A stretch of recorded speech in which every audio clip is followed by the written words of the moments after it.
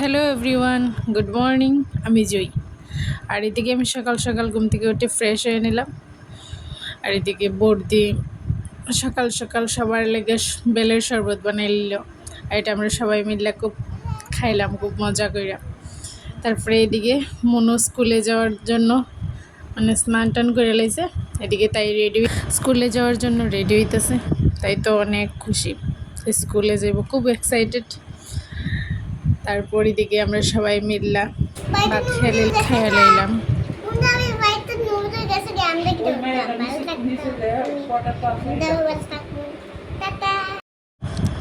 দেন আমরা একটু পর তরমুজ খেয়ে নিলাম সবাই মিলে। তারপর তারা এদিকে স্কুলে যেতেছে, এইদিকে ফ্রেশ হয়ে নিলাম। ফ্রেশ ট্রেশ হয়ে আমি আয়া পড়লাম ডাইরেক্ট পূজা দেওয়ার লেগে, কারণ বর্দি তারা কেউই বাড়িতে নেই। পূজাটা দিয়ে লাইলাম, তাই পূজা দিয়ে সারতে দিকে তারা সবাই পড়ছে। তাই স্কুল থেকে অনেক খুশি। এদিকে বর্দি একটু শপিং করে লাইছে। দেন আমরা লাঞ্চ কইরা আমি রেডি হয়ে গেলাম বাড়ি যাওয়ার লেগে। তারপরে এইদিকে রেডি হয়ে তারপরে দেখি মনু অনেক কান্না করতেছে। আমরা যাই মুগা দিকে, আমি বারবার কইতেছিলাম যে কান্না করো না, আমরা আবার আইমো। তারপর আর কি আবার আমরা বাড়ির উদ্দেশ্যে রওনা দিছি।